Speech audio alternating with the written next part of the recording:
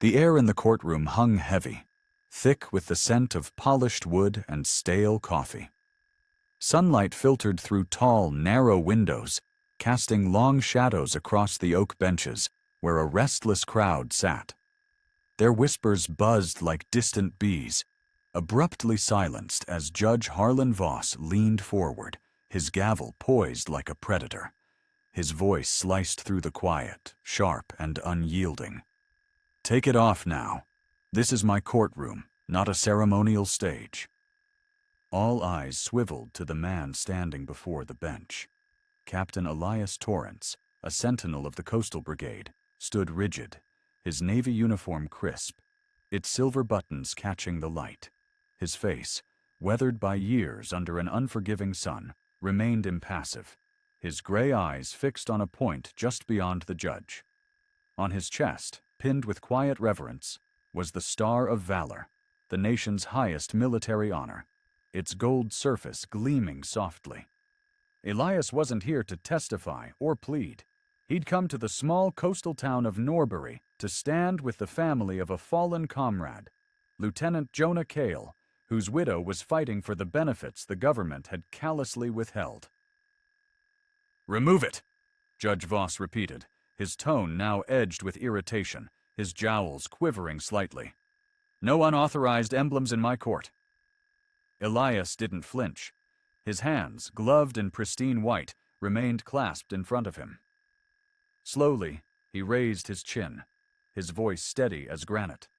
"Your Honor, this is no emblem. It's the Star of Valor, earned in battle. It's not for show.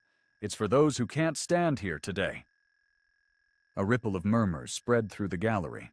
In the third row, a group of weathered fishermen, some in faded service caps, shifted uncomfortably. A young woman, her braid tucked under a navy beret, half rose before a bailiff's sharp glance pinned her back to her seat. Voss's eyes narrowed, his face reddening. "This isn't a memorial ground, Captain. You're in my domain, and I've given you a lawful order." Elias's gaze didn't waver. "With respect, Your Honor, you govern this room, but this medal, it answers to the blood of others. I wear it for them, not for you." The judge's gavel hovered, his knuckles whitening. "Defy me, and I'll hold you in contempt." Silence fell, heavy as a storm cloud. It was the kind of quiet that presses against the chest, where pride and principle collide. Elias stood unmoved, his silhouette framed against the courtroom's muted light, the Star of Valor a defiant beacon on his chest. The courtroom's silence shattered as a voice, weathered but resolute, rose from the back. An older woman, her silver hair pulled tightly into a bun, stood slowly, her hands gripping the edge of the bench. She wore a faded green jacket adorned with a single bronze pin from her own service decades ago. "Your Honor," she said, her voice carrying the weight of years. "I'm Marjorie Hale, retired sergeant. That man has earned the right to wear the Star of Valor anywhere. Here, a chapel, or the docks of Norbury. You're not just asking him to unpin a medal.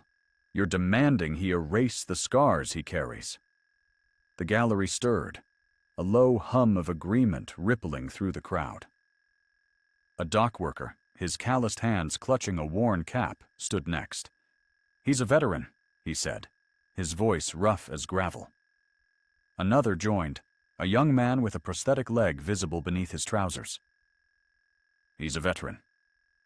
The words echoed, a quiet chant, growing bolder with each voice.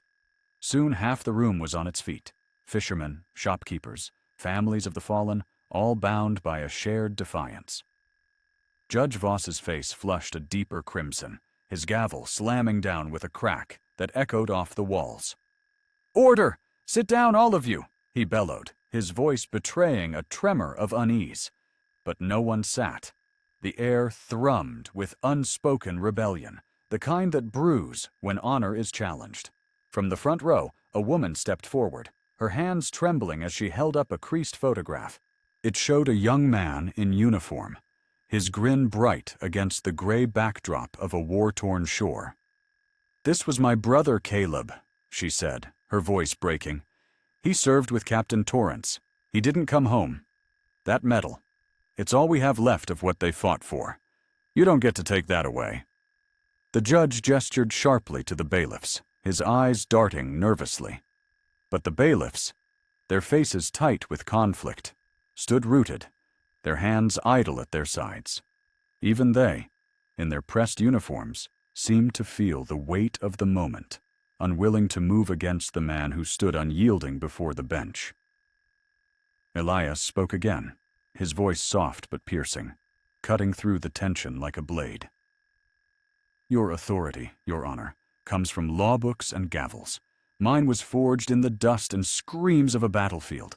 You can strike my words from your record, but this medal, it carries their names, not yours."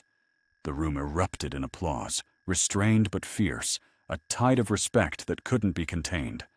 Outside, the Norbury wind howled, rattling the courthouse windows, as if the town itself bore witness. The applause faded into a charged hush, the kind that follows a spark before a fire.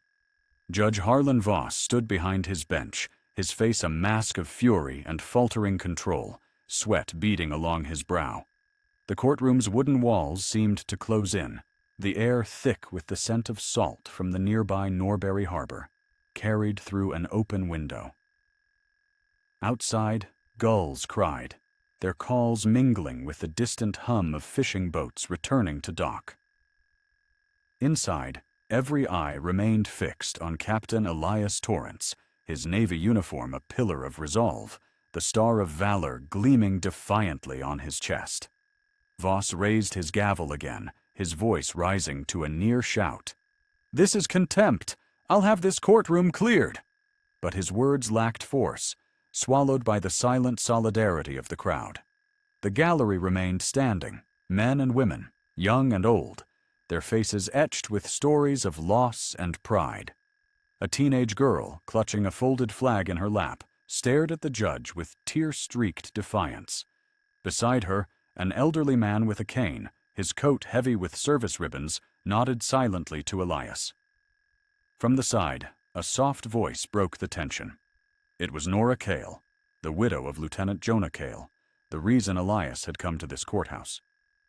She rose, her dark hair falling loosely over a simple gray dress, her eyes red but fierce. "You don't understand, Your Honor," she said, her voice steady despite the tremor in her hands. "That medal isn't just metal. It's my husband's last stand, his last breath. It's every night I wake up without him. You can't order that away." The judge opened his mouth, but no words came. The room felt alive, pulsing with the weight of unspoken sacrifices. Elias turned slightly, meeting Nora's gaze, a flicker of shared grief passing between them.